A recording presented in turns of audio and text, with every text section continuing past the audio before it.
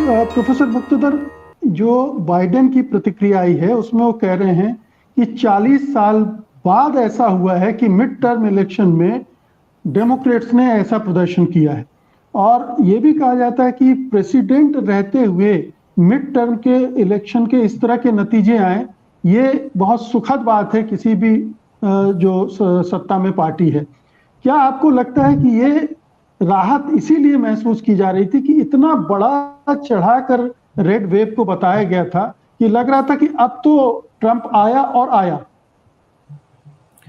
मुकेश जी, आपके सुनने वालों को मेरा सलाम, नमस्ते और मेरे कंडोलेंसेस। इंडिया हार गई वर्ल्ड कप में।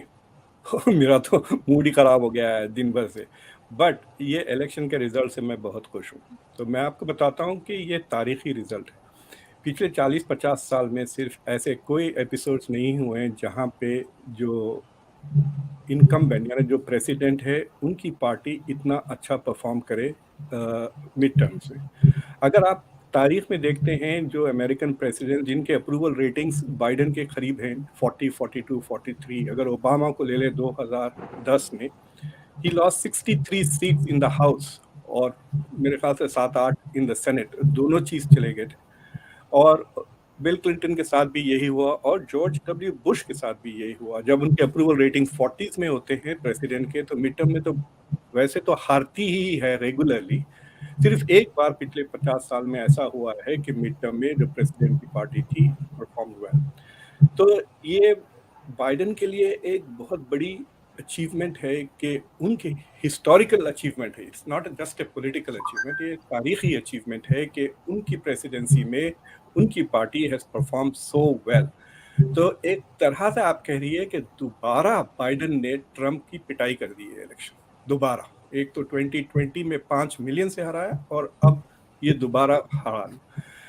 डोनाल्ड ट्रंप की 2 हार हुए हैं इस इलेक्शन में, इवन दो वो बैलेट पे नहीं थे। नंबर 1, एक तो ये कि बाइडेन की वजह से वो हार गए हैं। जो बाइडेन के कैंडिडेट्स थे वो जीत गई बाइडेन की पार्टी, उनकी पार्टी has not performed as expected. दूसरी चीज ये है कि उनकी जो सिलेक्टेड कैंडिडेट्स थे, जो उनकी पार्टी के खिलाफ उन्होंने सपोर्ट किया, खासतौर से 2 किस्म के कैंडिडेट्स, एक जो इलेक्शन को डिनाई करते हैं खासतौर से, और जो जनवरी 6 को काइंड ऑफ सपोर्ट भी करते हैं। फॉर एग्जांपल, जो पेंसिल्वेनिया के जो गुबर्नटोरियल कैंडिडेट थे मास्ट्रियानो, तो इनके चुने हुए कैंडिडेट्स हारे हैं और जो पार्टी के जो क्या कहना चाहिए लीडरशिप की जो चुने हुए कैंडिडेट्स हैं वो जीते हैं।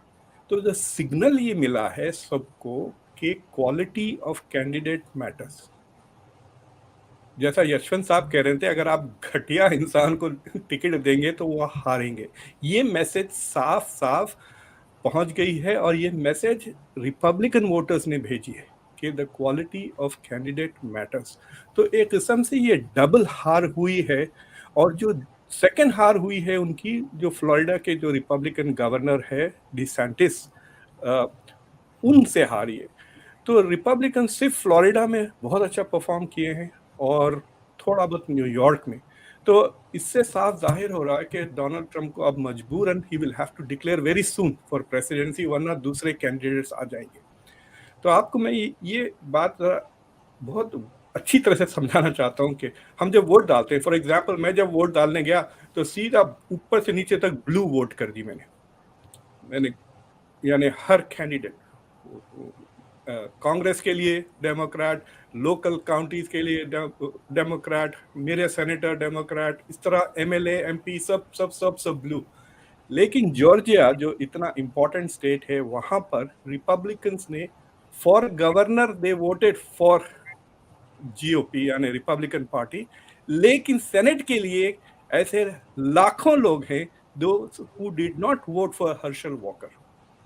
यानी the Republican voter has showed sensitivity to quality of candidate. ये बहुत अमेरिका की डेमोक्रेसी के लिए ये बहुत बड़ी जीत है।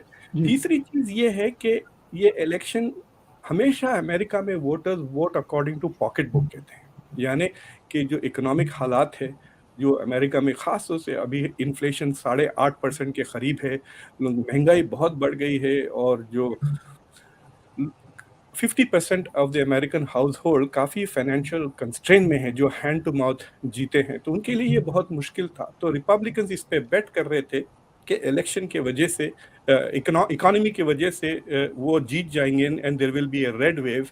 लेकिन कल्चरल इश्यूज पर डेमोक्रेट्स हैव परफॉर्म, और वो दो इश्यूज ये हैं कि एक जो जनवरी 6 को हुआ था, जो जो डेमोक्रेट समझते हैं it was an insurgency, terrorism भी कहते हैं उसको, और दूसरी जो सुप्रीम कोर्ट ने बेसिकली जो औरतों की रिप्रोडक्टिव राइट्स को, अमेरिका में पहली बार 50 साल से वुमेन्स राइट्स एक्सपैंड हो रहे हैं, पहली बार ऐसा हुआ है कि दे श्रंक, वो भी सुप्रीम कोर्ट के वजह से। तो वो एक मसला है, और ये मसला 2024 में भी डेमोक्रेट्स को सपोर्ट करेगा, क्योंकि वो कह सकते हैं कि अगर रिपब्लिकन्स दोनों हाउस जीत जाएंगे 2024 में, तो फिर वो लॉ में बदल देंगे ये एंटी अबॉर्शन जो कल्चरल वैल्यू है। तो पहली बार culture work for the Democrats. और एक बात बताता हूँ, कोलोराडो में एक रेस हो रही है जहाँ लॉरेन बोबर्ट, जो बहुत ही क्लोज है ट्रम्प को, बंदूक लेके फिरती है खातून। यूपी में भी एक थी ना फूलन देवी, ये अमेरिका की फूलन देवी है तो वो 150 150 64 वोट्स का फर्क है, 150,000 150,000। तो उससे सिग्नल ये मिलता है कि अभी भी अमेरिका में जो बिल्कुल ही घटिया किस्म के कैंडिडेट्स हो, उनको वोट डालने के लिए देयर इज ए कंस्टिट्यूएंसी। तो यानी गुड न्यूज़ ये है कि they are not in a significant majority, लेकिन बैड न्यूज़ ये है कि America is still divided. Donald Trump का बेस थोड़ा सा छोटा हो गया है, लेकिन उतना ही गाढ़ा है और उतना ही मजबूत है, विच मीन्स जी कि रिपब्लिकन्स के लिए Donald Trump will be a continuing problem and a force to deal with in the future. Ji